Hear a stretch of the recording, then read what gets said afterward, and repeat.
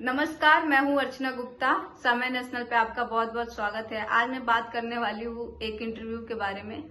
शायद आप लोग ने भी देखा हो। कल मैंने एक इंटरव्यू देखा था हमारे पूर्व उपराष्ट्रपति का, जिनका नाम है मोहम्मद हामिद अंसारी, और उन्होंने एक बुक लिखा है by many a happy accident. उस बुक को लेके वो काफी चर्चे में है आजकल, बहुत सारी, जिस वजह से वो कल तो कुछ ज्यादा ही चर्चे में आ गए। मैं बात करने वाली हूँ उनकी कुछ टिप्पणियों के बारे में, कुछ उनकी बुक के अंदर के बारे में जो उन्होंने लिखा है और लोगों के मन में डालना भी चाह रहे हैं। शायद उनका वो परसेप्शन है, उन्होंने बोला भी है कि वो परसेप्शन के हिसाब से उन्होंने लिखा है, उनके खुद के थॉट्स नहीं है, उन्होंने लोगों के परसेप्शन के ऊपर भी लिखा है। तो परसेप्शन बना ले तो हम भी कुछ भी सोच लेंगे सर, परसेप्शन पे ना जाए तो ज्यादा बेटर है। उनका मानना है कि 2014 से सेकुलरिज्म खत्म हो गया है। सर, अगर सेकुलरिज्म खत्म हो गया होता तो शायद आपको मीडिया प्लेटफॉर्म पे बुला के और आपकी इंटरव्यू भी नहीं लिया जाता, अगर सेकुलरिज्म नहीं होता तो। ये बहुत बड़ी बात हो जाती है जब आप जैसे बड़े बड़े नेता ऐसा बोल दे कि 2014 से या फिर जब भी से आपको पॉलिटिकल पार्टी से प्रॉब्लम है तो आप उनसे प्रॉब्लम बनाए रखिए। आप देश के जो एक लॉ और उनकी बनाई हुई सिस्टम के ऊपर उंगली उठा देते हैं तो ये बहुत बड़ी बात हो जाती है, क्योंकि आप खुद उस सिस्टम के हिसाब से जीते हो और लोगों के साथ लोगों का सपोर्ट भी मिला है आपको एक बहुत ही वास्ट वे में, जिसे आपने बहुत जिया है, और उसी चीज के ऊपर जब आप सवाल करते हो तो ये बहुत अलग चीज होती है। आप सेक्युलरिज्म की बात करते हो तो अगर मुस्लिम की बात आती है तो आपके मन में सेक्युलरिज्म आ जाती है, हिंदू की बात आती है तो आपको सेक्युलरिज्म खत्म हो जाते हैं। आप लोग जैसे नेता ही शायद हिंदू मुस्लिम की लड़ाइयां भी चालू करवा देते हो। इनकी बात करें, ये 10 साल हमारे उपराष्ट्रपति रहे हैं, ये 10 साल हमारे उपराष्ट्रपति रहे हैं, फिर भी ये बोलते हैं कि सेकुलरिज्म। ये अपने कार्यकाल के लास्ट टाइम पे इन्होंने बोला था कि भारत में मुस्लिम असुरक्षित है। सर, जब मुस्लिम असुरक्षित है तो आप कैसे सुरक्षित है? आप भी तो एक मुस्लिम धर्म से आते हो, आप भी एक मुस्लिम हो। आपको कुछ ऐसे चीजें करने चाहिए कि ये देश ने आपको बहुत कुछ दिया है, आपको ऐसे ऐसे पद दिया है, आप बहुत कुछ ऐसे रह चुके हो। सर, आपको ये देश ने बहुत कुछ दिया है, आप 10 साल इस देश के सेवा भी किए हो। आपको ये सब शोभा नहीं देती है कि इंडिया में सेक्युलरिज्म खत्म हो रहा है।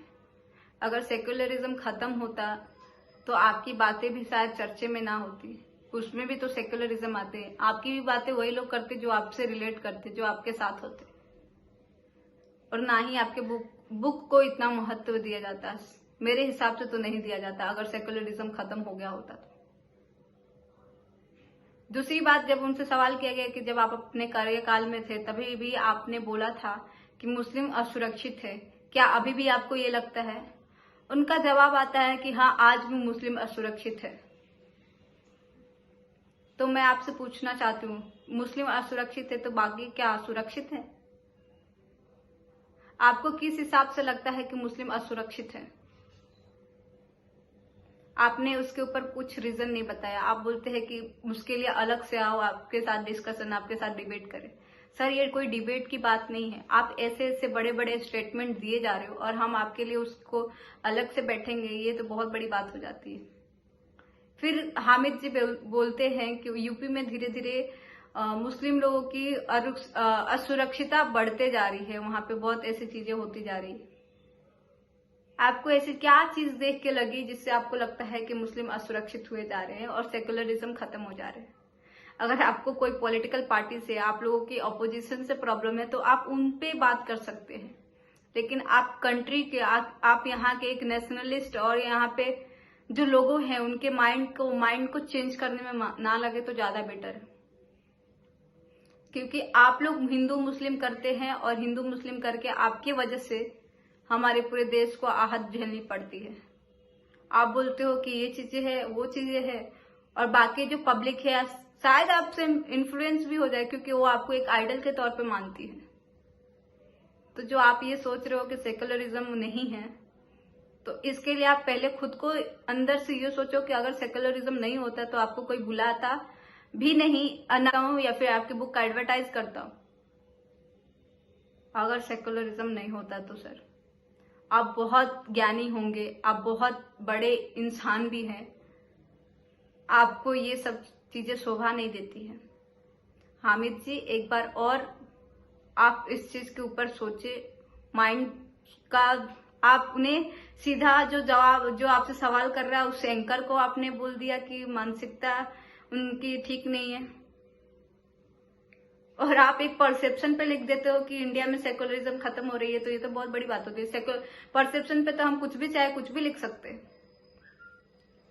मेरा परसेप्शन अभी मेरे दिमाग में कुछ और चला तो मैं लिख दूंगी कि हामिद अंसारी जी एक अच्छे राजनेता नहीं रहे, तो आपको कैसा लगेगा? ये परसेप्शन पे अगर इंडिया चलता, परसेप्शन पे बना के अगर कंट्री को चलाना है तो एक अलग चीज हो जाएंगी sir. Thank you so much. लेकिन अगर परसेप्शन पे ही देश को चलाना है तो ये एक अलग चीज हो जाएगी सर। आपके साथ बहुत सारे ऐसे काउंटर सवाल जवाब हुए जिसके आपने जवाब नहीं दिया और आपने इंटरव्यू छोड़ दिया। तो सर आपसे एक रिक्वेस्ट है, अगर कुछ सही चीजें नहीं दे सकते हैं, सही चीजें कुछ नहीं बता सकते हैं, तो कृपया करके आप गलत चीजें और ऐसी छोटी छोटी फालतू की चीजें अफवाह में ना बनाए तो ज्यादा बेटर होगा। और आप जैसे बड़े बड़े दिग्गज और इतने बड़े राजनेता से हमको ये उम्मीद नहीं है कि जो एक ऐसी ऐसी चीजें स्टेटमेंट या फिर ऐसे ऐसे स्टेटमेंट दे जिससे हमारे दिल पे आहत होती है, हमारे मन को, आप हमारे